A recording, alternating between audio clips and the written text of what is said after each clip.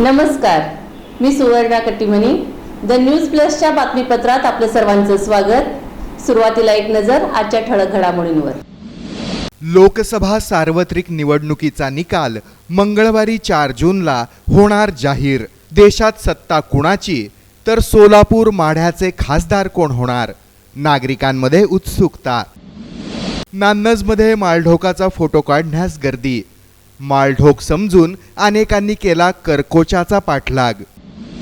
गुन्हे शाखेच्या पथकाची धडाकेबाज कामगिरी. चोरीच्या ट्रॅक्टरची विल्हेवाट लावण्याचा चौघांचा डाव फसला. महापालिकेत सफाई कर्मचाऱ्यांची व्यथा. मिळणारा भत्ता तोकडा असून त्यात वाढ करण्याची मागणी. लोकसभा सार्वत्रिक निवडणुकांची मतमोजणी मंगळवारी 4 जून रोजी जाहीर होत असून या निकालाकडे लागून राहिलंय संपूर्ण देशाचं लक्ष. मंगळवार दिनांक 4 जून रोजी लोकसभा सार्वत्रिक निवडणूक 2024 या निवडणुकीचा निकाल देशभरामध्ये जाहीर होणार आहे. त्यामुळे मतदार कुणाला कौल देणार, यंदा देशात कोणाचं सरकार सत्तेवर येणार, कोणाचा विजय होणार, तर पराभवाची निराशा कोणाच्या पदरी पडणार, यासह अनेक प्रश्नांच्या उत्तराकडे देशवासियांचं लक्ष लागून राहिलं आहे. लोकसभा निवडणुकीच्या या निकालाविषयी नागरिकांमध्ये अनेक तर्क वितर्क आणि चर्चांना उधाण आल्याचं चित्र सर्वत्र पाहायला मिळत आहे. अशातच लोकसभा सोलापूर आणि माढा मतदारसंघामध्ये खासदार म्हणून कोण निवडून येणार हा विषय देखील सोलापूरकरांच्या दृष्टीनं अतिशय उत्सुकतेचा ठरलेला दिसतोय. सोलापूर मतदारसंघासाठी प्रणिती शिंदे आणि राम सातपुते यांच्यामध्ये चुरशीची लढत झाल्याचं चित्र निवडणुकीवेळी पाहायला मिळालं. तर माढा मतदारसंघामध्ये असलेली लढत ही प्रामुख्यानं रणजितसिंह निंबाळकर आणि धैर्यशील मोहिते पाटील यांच्यात रंगलेली आपण पाहिली. तेव्हा 4 जून रोजी सायंकाळपर्यंत हे चित्र स्पष्ट होणारच आहे. तोपर्यंत शिगेला पोहोचलेली कमालीची उत्सुकता आणि तर्कवितर्कांचं गणित एका गुलदस्त्यातच राहील, यात शंका नाही. नान्नज अभयारण्यात माळढोकचा वाढता वावर पाहता माळढोकला कॅमेऱ्यात क्लिक करण्यास नागरिकांची गर्दी वाढत आहे. नान्नज अभयारण्यामध्ये माळढोकाचा वावर वाढल्याची माहिती फोटोग्राफरना अर्थातच छायाचित्रकारांना देखील मिळाली आहे. त्यामुळं या माळढोकाचा फोटो काढण्यासाठी अनेक फोटोग्राफर आपला कॅमेरा तसंच मोबाईल घेऊन नान्नज परिसरामध्ये फिरताना दिसत आहेत. अनेकांनी तर माळढोक समजून करकोचाचा फोटो काढला आहे. मात्र पक्षांचा पाठलाग केल्यास 25,000चा दंड आणि कारावासही होऊ शकतो, असा इशारा आता वन विभागानं दिला आहे. दुर्मिळ माळढोकाचं संरक्षण आणि संवर्धनासाठी वन्यजीव विभागापुढं आता आव्हान उभारलं आहे. माळढोक पक्षाला कोणताही त्रास होईल असं काही न करण्याचं आवाहन पुणे वन्यजीव विभागातर्फे पर्यटक, वन्यजीवप्रेमी आणि पर्यटकांना करण्यात आलं आहे. पक्षी व त्यांच्या अधिवासास त्रास होईल अशी कोणतीही कृती अथवा घटना घडू देणार नाही आणि घडल्यास वन्यजीव कायद्यानुसार त्यांच्यावर कारवाई होणार आहे. वन्यजीव कायद्याअंतर्गत एखाद्या प्राणी आणि पक्षाचा पाठलाग करणं हा गुन्हा होतोय. फोटो काढण्यासाठी एखादा पक्षी प्राण्याचा पाठलाग केल्यास त्याला शिकारीचा प्रयत्न केला म्हणून गुन्हा दाखल होऊ शकतो. आणि म्हणूनच सर्वांनी काळजी घ्यावी. आपल्या जिल्ह्यातून माळढोकाचं अस्तित्व कमी झालं आहे, त्याचा अधिवासही धोक्यात आहे आणि म्हणून आपल्या सर्वांची जबाबदारी ओळखून नियम पाळण्याचं आवाहन अभयारण्य प्रशासनाकडून करण्यात आलं आहे.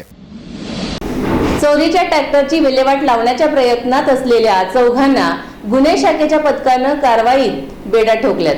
उत्तर सोलापूर तहसील आवारातून चोरी केलेल्या 2 ट्रॅक्टर आणि ट्रॉलीची विल्हेवाट लावण्यासाठी थांबलेल्या चौघांना गुन्हे शाखेच्या पथकानं सापळा टाकून शनिवारी अटक केली आहे. त्यांच्याकडून 9,95,000 रुपयांचा मुद्देमाल जप्त करण्यात आला आहे. संजय मनोहर गावडे वय 32, आनंद उर्फ बिरू नामदेव गाडेकर वय 21, दोघे चालक राहणार पाथरी तालुका उत्तर सोलापूर आणि आडप्पा शिवाप्पा कोळी वय 30, तसंच अभिषेक उर्फ छकुल्या विश्वनाथ गायकवाड वय 23, राहणार तिऱ्हे तालुका उत्तर सोलापूर अशी या अटक केलेल्या चौघांची नावं आहेत. त्यांना सदर बाजार पोलिसांकडे पुढील प्रक्रियेसाठी रवाना करण्यात आला आहे. जुलै 2023 मध्ये महसूल विभागानं अवैध वाळूची वाहतूक करणाऱ्या 2 ट्रॅक्टरसह ट्रॉली जप्त करून ती उत्तर सोलापूर तहसील कार्यालयाच्या आवारात ठेवली होती. या 4ही चोरट्यांनी दोन्ही वाहनं चोरून नेली. सदर बाजार पोलीस ठाण्यामध्ये त्यांच्या विरुद्ध गुन्हा नोंदवला आहे. या गुन्ह्याच्या अनुषंगानं गुन्हे शाखेचे फौजदार अल्फाज शेख आणि त्यांचं पथक यांना मिळालेल्या माहितीनुसार CNX ते जुना पुणे नाका बायपास रोडवर मैदानात ट्रॅक्टरची विल्हेवाट लावण्यासाठी थांबलेल्या चौघांना या पथकानं सापळा लावून अटक केली. त्यांच्याकडील ट्रॅक्टर आणि 2 ट्रॉल्या असा 9,95,000 रुपयांचा मुद्देमाल यावेळी जप्त करण्यात आला आहे. ही कामगिरी पोलीस आयुक्त एम राजकुमार, पोलीस उपायुक्त डॉक्टर दीपाली काळे, सहाय्यक पोलीस आयुक्त प्रांजली सोनवणे, गुन्हे शाखेचे वरिष्ठ पोलीस निरीक्षक सुनील दोरगे यांच्या मार्गदर्शनाखाली पथकानं पार पाडली आहे. मंगळवारी होणाऱ्या लोकसभा सार्वत्रिक निवडणूक मतमोजणीच्या पार्श्वभूमीवर पोलीस आयुक्तालयामार्फत नागरिकांसाठी महत्त्वाचं आवाहन करण्यात आलंय. सोलापुरातील रामवाडी येथील शासकीय धान्य गोदामामध्ये मंगळवार दिनांक 4 जून रोजी सकाळी 8 वाजल्यापासून लोकसभा निवडणुकीची मतमोजणी होणार आहे. या काळात 100 मीटर परिसरामध्ये मोबाईल, टॅबलेट, तंबाखूजन्य पदार्थ, आगपेटी, लायटर आदी साहित्य बाळगणाऱ्यांवर बंदी घालण्यात आली आहे.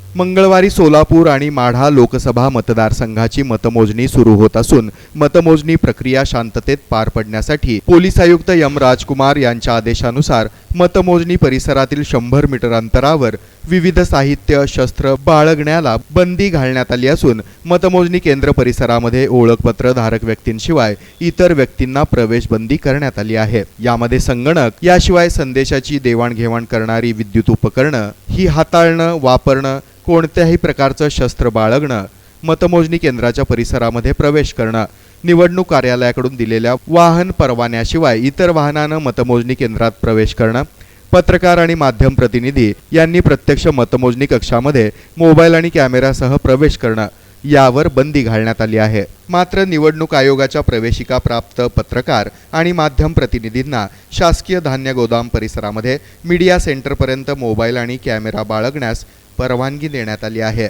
हा बंदी आदेश निवडणूक निर्णय अधिकारी, सहाय्यक निवडणूक निर्णय अधिकारी तसंच बंदोबस्त असलेले सर्व पोलीस अधिकारी, अंमलदार, राज्य आणि केंद्रीय सुरक्षा दलाचे जवान यांना लागू राहणार नाही, असा आदेशही सोलापूर शहर पोलीस आयुक्त एम राजकुमार यांनी काढला आहे. बातमीपत्रात घेऊयात अल्पशी विश्रांती. पाहत रहा द न्यूज प्लस. बातम्या प्लस बरंच काही. The sporting legend Kukreja and company 1935 पासून अखंड सेवा. S6, S5, SF, Wilson, Nivia, Yonex, डबल8साठी wholesale centre. Cricket, football, hockey, Indian games, swimming, badminton, tennis, volleyball यासाठी लागणारी सर्व स्पोर्ट्स आयटम्स आमच्याकडे अवेलेबल आहेत. स्पोर्ट्स होजेरीचे अप्रतिम प्रकार. बॅडमिंटन आणि टेनिस रॅकेटला गटिंगसाठी युनिक फीचरचे machine. International women's tournament Kumthanaka stadium येथे जी घेण्यात आली होती. येथे टुर्नामेंटच्या वेळेस कुकरेजा अँड कंपनीची कटिंग मशीनवर जागेवर रॅकेट्सची कटिंग करण्यात आली होती. पूर्णपणे 2 मजली AC दालन, अप्रतिम सर्व्हिस ठिकाण. राजस भेट द्या. कुकरेजा अँड कंपनी, 100 मुराजी पेठ, सुभाष चौक, सोलापूर. संपर्क क्रमांक 9518952842.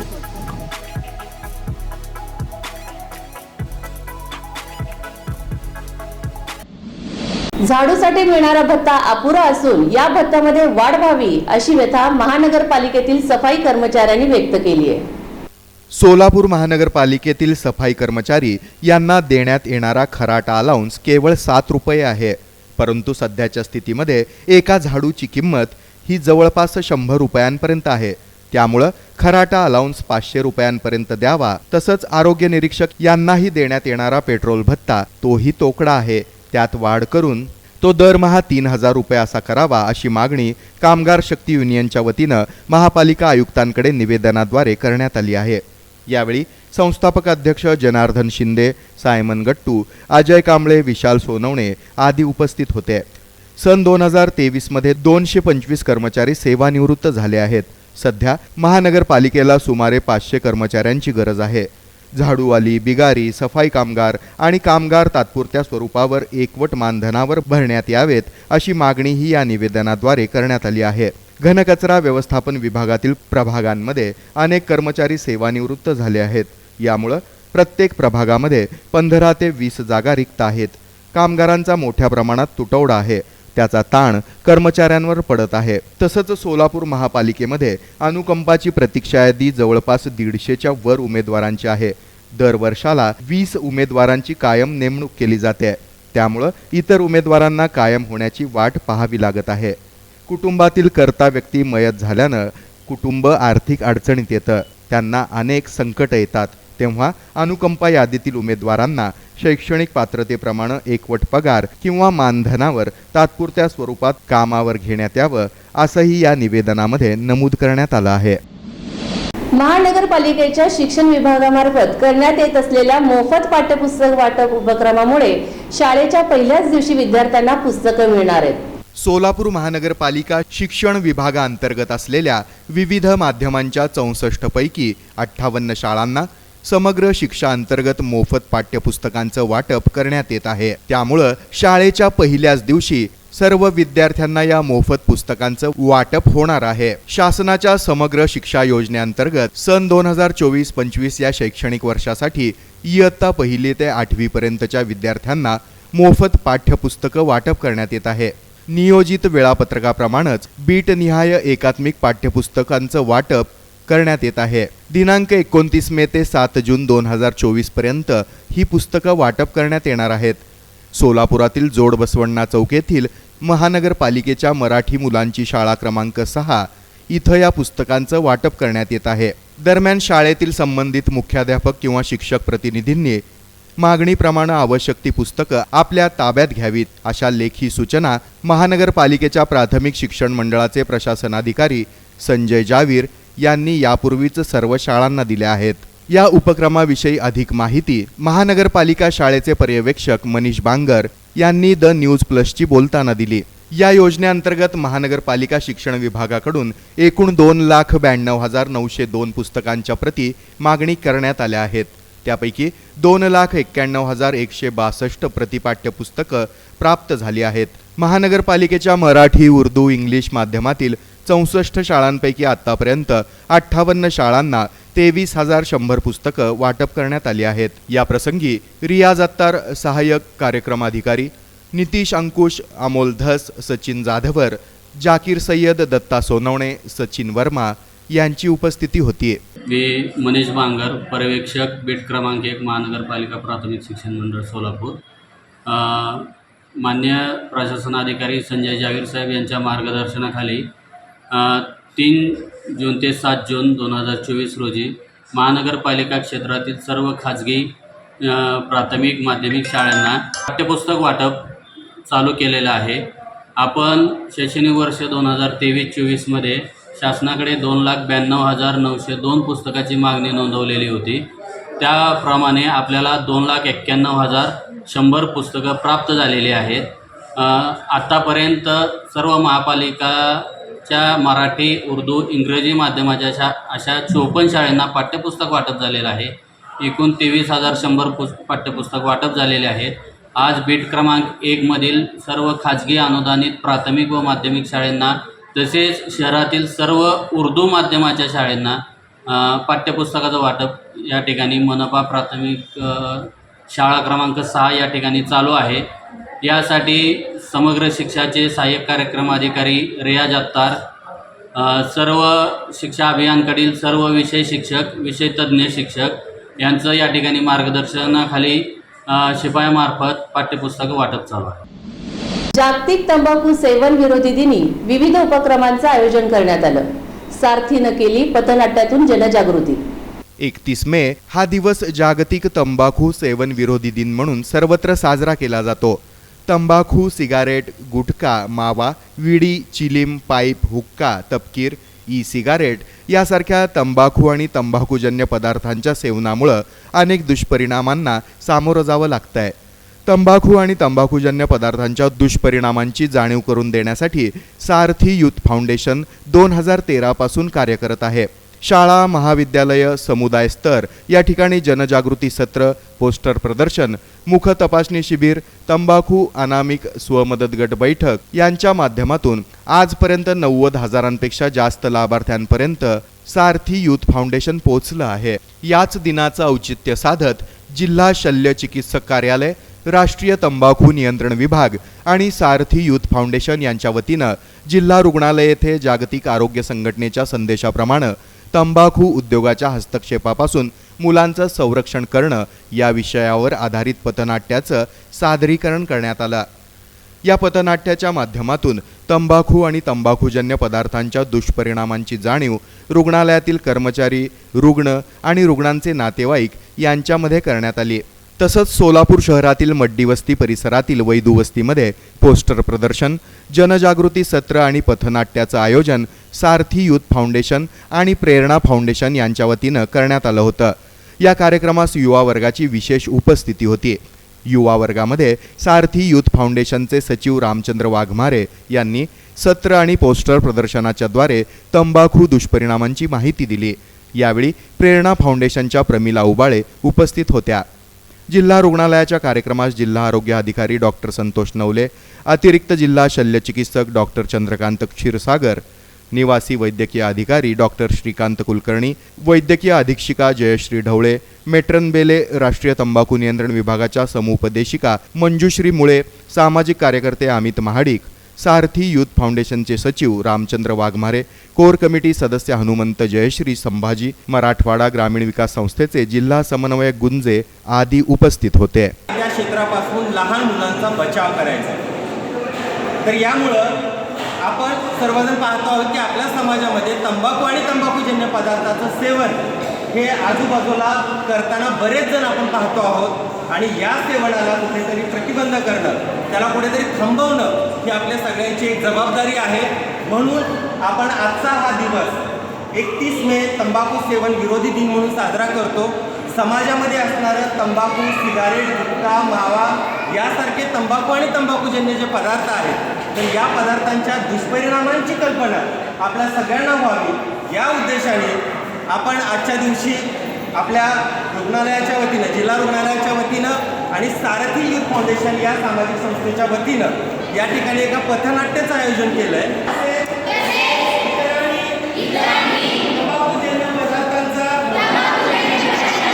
परित्याग करावा यासाठी मी प्रयत्न करेन। भारत सरकारच्या 2003च्या तंबाखू नियंत्रण कायद्याची प्रभावी अंमलबजावणी व्हावी म्हणून। याबरोबरच आजचे बातमीपत्र संपले। पुन्हा भेटूया पुढील बातमीपत्रात। पाहत रहा द न्यूज प्लस, बातम्या प्लस बरंच काही। द न्यूज प्लसच्या यूट्यूब चॅनलला लाईक, सबस्क्राईब आणि फॉलो करायला विसरू नका। नमस्कार।